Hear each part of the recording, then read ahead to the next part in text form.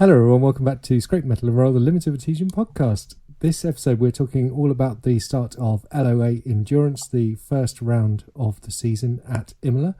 And joining me for this, we have two of the GT3 drivers and a fellow GTP driver. So starting with the GTPs then, it's Chris Forrester from the McLaren team. How you doing, Chris? Hey Gareth, hey all. Yeah, very well, thank you. Good.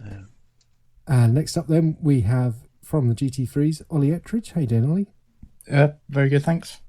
Cool, man. And the leader of the Cool Camels himself is Steve Pepper. You all right, Steve?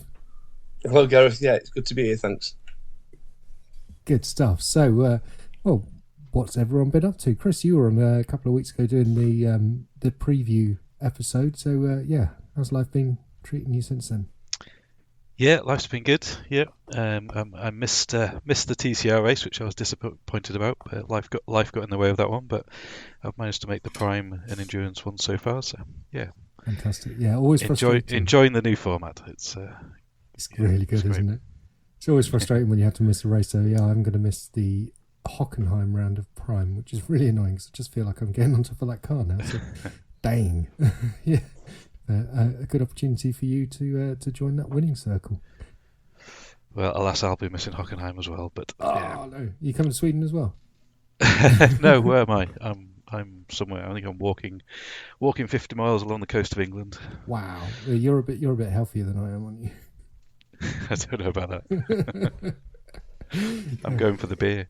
Oh, nice. Yeah, same here. Always the beer. It's very expensive beer in Sweden, though. Yeah. It's probably why Tor doesn't drink. I don't know if Tor drinks, actually. I better ask him. Anyway, Ollie, how are you? How's life? Yeah, very good, thanks. Just been focusing quite a bit on the real life race car and a bit of the esports championships that I've been competing in. Yes. But they're all done now, so I can turn my attention fully back to the LoA. And what were your results like? Tell us which championships you were in first for people who don't know.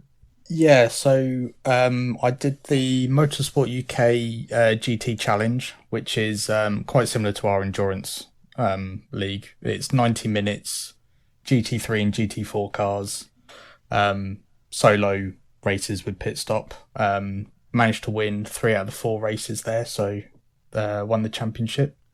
And then the other one that I've been doing is the Porsche Carrera Cup Esports GB. And that, as the lowest rated driver in the competition, I'm very pleased that I managed to get some points on the board as a minimum, and actually managed to get a podium in one of the rounds. Oh, fantastic stuff, man. That's really awesome. Yeah, I'm not surprised to hear you doing well in GT3 and GT4 because I remember our fun race at Osserschlieben in the pouring rain in the mid-season break, and you were so quick in that. Thank you. Yeah, yeah, you're a rapid man. We know that. Tell us about the real race car then, because we've been getting periodic updates on it. First of all, why don't you tell people what it is and where you're going to be racing? Yeah, it's a BMW E46 325. I'll be racing it around the UK in the BMW Club Car Championship, which is essentially just for the BMW Owners Club. The car is without roll cage, without bucket seat, without fire extinguisher, all because I need to be able to get the car to where the roll cage is located currently, and I have no brakes, so that was quite difficult to do right now. Can't get a trailer then? I could do, but it's just finding the time as well. No, that's fair enough. Yeah. And are you going to get the classic Top Gear penis stone livery on it? So I'm actually going to have workplace health and safety stickers all over it. So fragile this way up. Helmets must be worn past this point on the driver's side door. That kind of thing. Yeah. Maybe you could get a Canal Plus livery, but put the C on the wing, and then just have the rest of the word on the door. Sounds good to me. Yeah. Yeah. And okay, cool. Well, I mean, do post a picture of the car, and we'll have to see if we can get Kenneth Olive over as your personal mascot, seeing as he's got all that experience from Dover. Yeah. I don't know if you guys have seen the photos on the Discord, but they're pretty amazing. Anyway, let's move on then. And Steve, how are you doing? Yeah, I'm good, thanks, Gareth. It's nice to be back again. Yeah, you're my first guest on the podcast, way back in the first episode. Yeah, it was. Yeah, the triple thump of it, I think it was called. That's it. Yeah. Yeah. Yeah. And how's life been treating you? What have you been up to? Yeah, I mean, apart from working fairly hard with, taking time with that, it's racing-wise, it's been fairly quiet. I wish I was doing real life stuff like Ollie, but that's not going to happen. But yeah, league things. We did a little bit of the silly season. I managed to get a couple of races to do with that. But with the working alternate weekends, sometimes it's quite difficult if my shifts don't allow me to. And then obviously with James as well, we've been upgrading little bits and bats. Wheelbases and things, so just managed to get him onto a Sim Magic wheelbase now, so he's loving it. And Fantastic. Yeah, the races now, like I said, same again. The format that we've created with the league now it really does work well. I like the longer races. I think I did Prime first. I missed the TCR with work, and then into the endurance, which is I just love it. I love the longer races, and been doing a lot of special events as well through iRacing. Oh, good stuff. It's funny because I think because I'm so used to doing Formula Ford and things that I do find the longer races like really long. I do like the sort of 40 lap Prime setup, but yeah, I quit out of. Well, we'll get into the endurance in a minute, but I ended up quitting out because my head just went to pieces after getting a speeding penalty and just racked up like 10x in the space of 3-4 laps, and then just gave up on it because my head was gone. So yeah, well, I did something similar in that. Sorry, Gareth, I did something similar in the BMW with the I think it was the endurance race we did with the GT3s. For some reason, I had a complete brain meltdown, and I sat in the pits with my foot on the accelerator in neutral. And I think Jules spotted it as my guy in the pits lifted the board to go. My engine just expired, so that was a bit of a downer. So we'll move on from that. we all have them, don't we? Oh, very much. Yeah, and by the time this comes out, of course, we will have bumped and met up because I'm going to the UK Slot Car Festival on Saturday, which I'm really looking forward to. I haven't been for a few years now, but it's something I've been to a couple of times before. It's fantastic. Yeah, slots is my big thing, and you're coming too, which would be great to see you and the family there. Or James, I think, is coming on. Yeah, me and James will be both down there, so yeah, it'd be nice to see you. Yeah, definitely. And my dad's coming, and my brother, my son, my nephew, a couple of the guys from my slot car club. So yeah, I'm just buzzing for it. And there's some fab cars in that museum as well. So that's it, family occasion. It'd be good. Yeah, I'm looking forward to it. Yeah, absolutely. Yeah, and quick plug for, is it the 10th of June? Is when we're meeting up with Rich? Yes, with Rich. I think that's the one. Yeah. Yeah, so Monday the 10th of June, if you've not got that in your diary yet. It's in my diary now. I've actually got time off for it now, so I'm looking forward to trying getting down there to see you all. Yeah, that's going to be brilliant fun. Yeah, so Chris is coming, Steve's going to be there, I'm going to be there, and obviously Rich Meesters. And if anyone else fancies joining us in Blackfriars in London on the 10th of June, we'll see you there. Good stuff. Right, let's turn then to this round one at Imola. It's a track I really love, but my God, it's hard, isn't it? Yeah. The off tracks are famously difficult around here. So, Chris, why don't we talk about GTP first? Super rapid cars. Which one are you in? The Porsche. Same here. Same as you. Yeah. Yeah. How are you finding it? Is it something you've raced along a lot before the season, or? No, this was my first endurance race ever, so it was quite an eye opener. But yeah, surprisingly, I gelled quite well with the car and the track actually. So Yeah, baptism of fire. Yeah. Did yeah, you survive that incident out of Villeneuve? I did. Yeah, I was just behind Russell, and he went right, I went left, and we managed to both miss.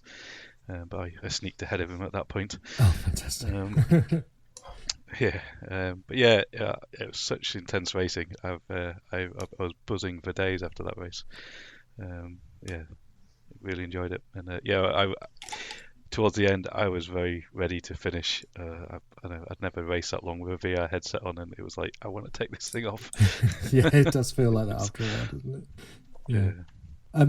So obviously the closing speeds between the GT3s and the GT3s were pretty amazing. So what did you find? Did you manage to get a good lap in quali? I can't remember what I did in quali. I think I did, yeah, because I was just next to Russell, and I think you were just behind me as well, actually. So yeah, a good start. But yeah, you're right. I think I just found I had to be quite patient. The practice that we'd done, just patience to let you find the gap that you could get past the GT3 cars, rather than try and push it past them. It definitely found that worked better for me, and often found another GTP car closing up behind me, but yeah, safety first, eh? Yeah, very much so. Yeah, I mean, it was weird actually, because I did end up with getting to the point where I had some clean laps, but I just couldn't hook it up by that point. And it's funny because Russell, if you haven't seen it yet, Russell's put up a really nice shortened video of the race with a voiceover commentary on it. It's a really, really well produced vid, so well worth checking out. But he mentioned the same thing, that when it came to his hot laps and he had clear track, he just couldn't get his brain to focus for the whole lap. So yeah, I just really struggle with that myself, so it's quite bizarre. What do you think about the change in format that was coming up for the next round? Yeah, I think we found it worked in the past for the splits that we used to have, so I'm sure it'll work well for the GT3s and GTPs. So yeah, give us a bit more clear air to get a good lap in. Absolutely, yeah. It'll be me holding up all the GTPs instead. Well, you and me both. Yeah, yeah. So just to let people know, GTPs and GT3s will now have 15 minutes each of the qualifying session, and there'll be a slight changeover period. We'll see when you'll be expected to get off the track. I think it's GT3s going first, isn't it? Yeah, it should. It is, yeah. Yeah, should mean everyone can push a bit more. So, moving on then to yourself, Ollie, tell us about the experience from your side. GT3s, obviously having these monsters bearing down on you. Yeah, I think in quali I managed to get lucky and got a lap in sort of when a lot of people were in the pits. So that put me P2 for the race start. Rolling start was a bit confusing because we didn't leave any gap to the GTP field in front, which if you do official sort of IMSA races and that on iRacing, the standard practice is leaving sort of a 5 to 10 second gap. But I think it was Ben's first time on pole, I think he said in Discord afterwards. So again, I think just now we know for next time that's kind of key to do, because it felt like we were starting and stopping quite a lot down the pit straight, which I think probably caused a couple of the incidents behind, which then caused the full course yellow. And then again, that was a new experience for, I think, most people that didn't do the USF at Road America last year. The infamous round, yeah. Which that I think we managed to get cleanly away the second time round, and it only cost us 5 minutes in the race, so it was a nice relaxer, if anything. And then after that, it was just being sensible with letting through GTPs at the right time. Me and Dom had a bit of a miscommunication at one point, going into, I don't know the name of it, let's just call it Spoon, going up the hill. That's a quid in the jar. That is a quid in the jar. Yeah, going into that corner up the hill, I did what I thought was the universal signal for don't try it in front of Dom, which is sort of weaving in the braking zone a bit in front of the GTP, sort of saying don't shove it up the inside. And Dom went for it anyway. So I think, thankfully, it didn't cause any issues, but just a slight bit of miscommunication there. Cool. Well, obviously, yeah. And you mentioned Ben there, Ben Crook, new to the league for this race, and phenomenal competitor, getting pole position on his first race. Very quick driver. I think just strategy let him down. He pitted early, and he got held up a bit by some GT3s, I think, that hadn't pitted yet and were racing for position. Yeah. And a couple of other names that I want to mention, actually, who were new debutants who stood out really well as well, which is Jay Pratt, who came home in P4, and Joshua Martinez as well, and David LeShark. We always butcher his name, so that's why we just call him that. But yeah, lovely to see him making his return, bizarrely in endurance, because we're so used to seeing him in TCR, but yeah, nice to see David making his return. We got Marek Kiska. I think we saw him in TCR as well. Philip Island and a few other drivers. Carl Hudson, new to the league for this one. Yeah. Mark Kelly as well, who I accidentally just DQ'd him from one of the practice sessions because he was stuck. He was sat on the exit of the Villeneuve chicane on the curb, and it was just throwing me every lap. So luckily, it wasn't that far from the end of the session. He thought he put it in the pits, but when he went to answer the phone and forgot it was still on track. So no harm done there, though. Yeah, so a great race for yourself then, Ollie, coming home in the win. Let's not bury the lead on that one. So yeah, congratulations. Yep. A great start to the season. Thank Steve, you. Tell us about your race. Say again, was that for me, Gareth? It was, mate. Oh, my apologies. I need to get my little surround thing. It sounds a bit echoey in here these days. No worries. I was further back than Ollie, obviously, being a slightly slower driver. And yeah, it was.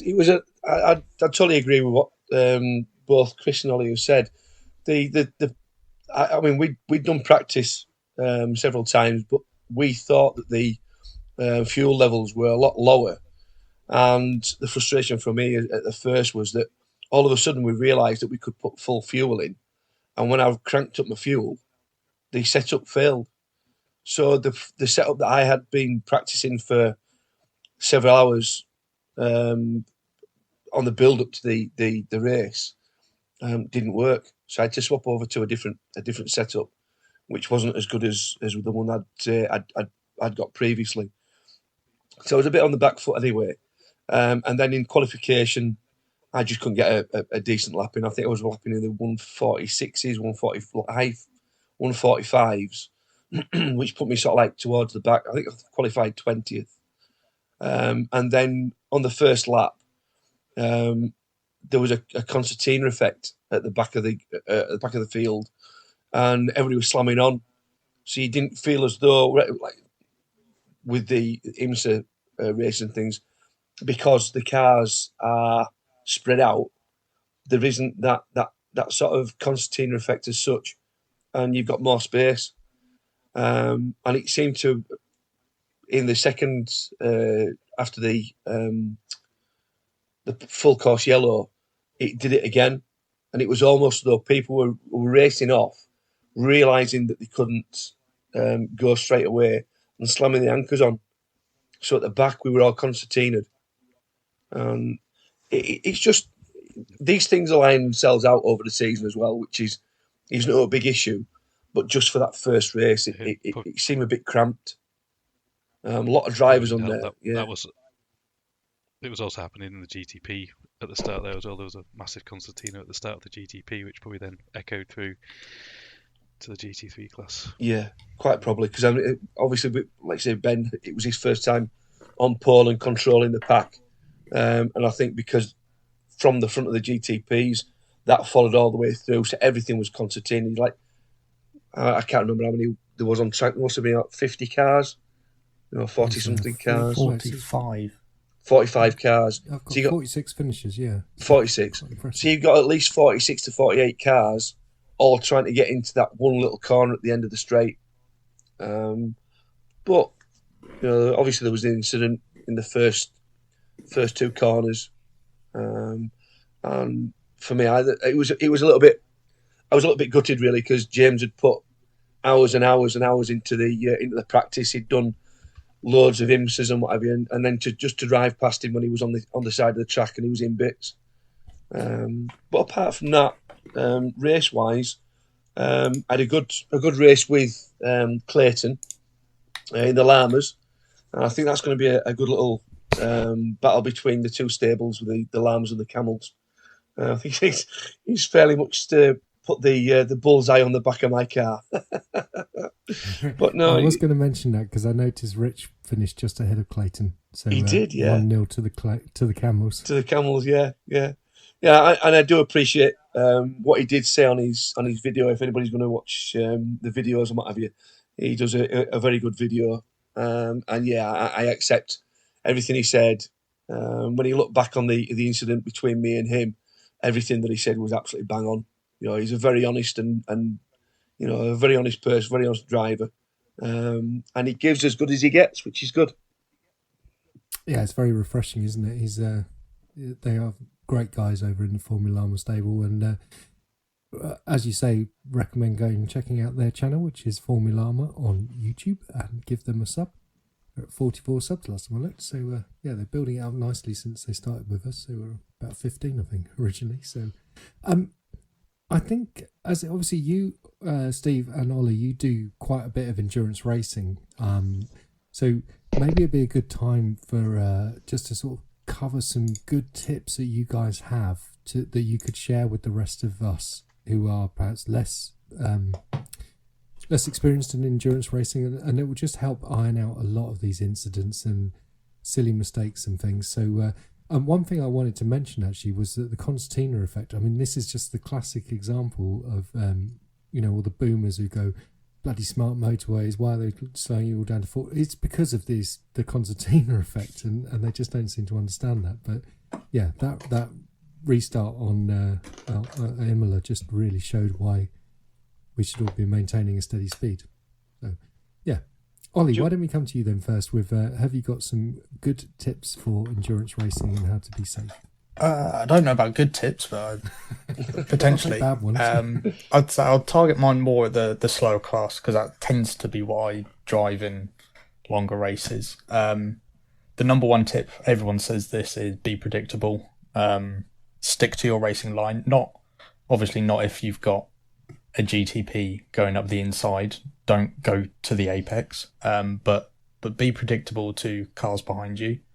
You'll lose a lot less time blending out of the throttle on a straight than you will going wide, taking the outside line on a corner. So that's another thing that I try and never go side by side with a faster class car in a corner because you just lose half a second instantly, whereas you might only lose a tenth or two on a straight. And I think my other tip would be in the pit lane, you'll lose far more time serving a penalty by than you will save by speeding, even by a mile an hour or two in the pit lane. So it's not worth risking.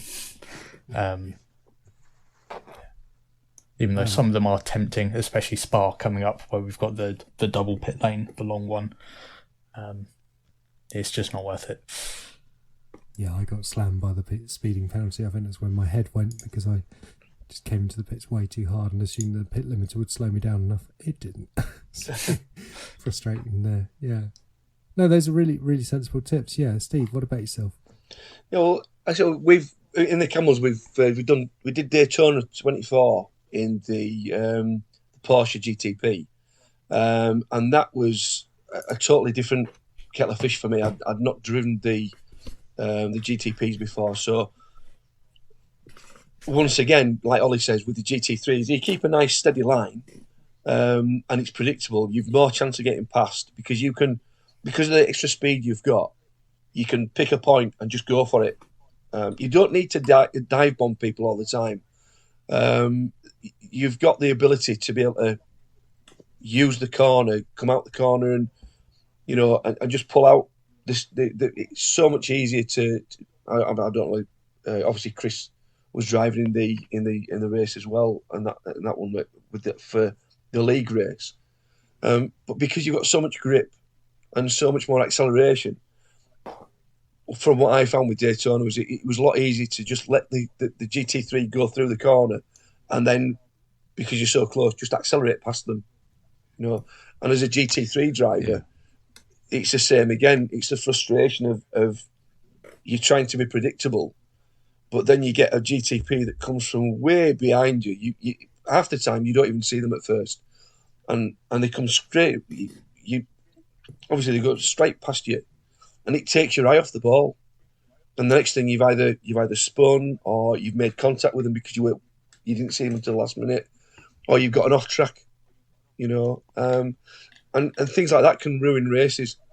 So, from what my sort of like biggest tip would be, respect the other people on the track, and don't dive bomb, keep yourself to yourself sort of thing, and just enjoy the race.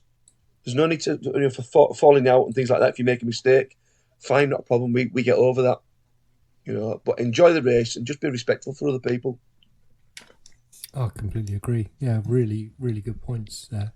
And I think they kind of tie together, don't they? Because like Ollie's saying, don't dive bomb the pit lane trying to save milliseconds or tenths of a second but the same thing is true when you're on the track. Like you say, Steve, just like, I was trying to be really patient.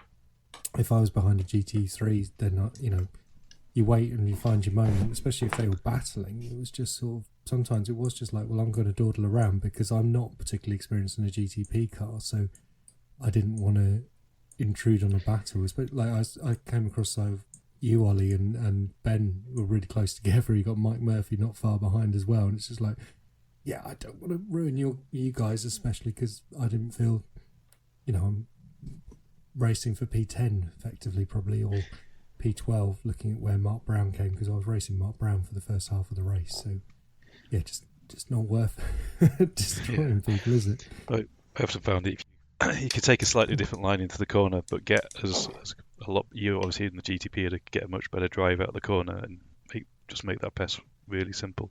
Yeah. Yeah, absolutely. Yeah, because I did hear from, I think it was Jay Pratt, possibly Joshua. What's one of those two did make note in the Discord that some of the GTPs were being incredibly aggressive and trying to force their way through. And I think, yeah, you guys are absolutely right. This is supposed to be an enjoyable endeavour, and for the sake of those seconds or tenths that you're going to save forcing your way through, what's the point? You just the risk to you guys, to everyone, is just way more increased. Just take your time, and it's a long race, isn't it? which is easy to say if you haven't got three other GTPs behind you trying to get past you. So it's I can sympathise. Yeah, I mean, I was looking at my race with Mark, where I was closing him down and things, and like the gap went right down 3, 2, 1 second, and then come across some GT3s, and the back gap goes back up as he finds his way through. Then I find my way through. It didn't matter. I didn't give a monkey's really, because we were just having a really nice battle, and ultimately we got to the point where we were about to race on track, and he dived in the pits anyway, so it didn't matter. I've got a question for Ollie and Steve, if that's all right. Yeah. Is a GTP car flashing the lights from behind useful or an annoyance? I saw quite a few people do it, and started to do it myself because I thought, well, it gives them at least some notice that there is a car behind them coming up. But what's your thoughts? I don't know what Ollie thinks, but if somebody flashes the lights at me, it gives me an intent that they're going to come through, and I'm watching for that then.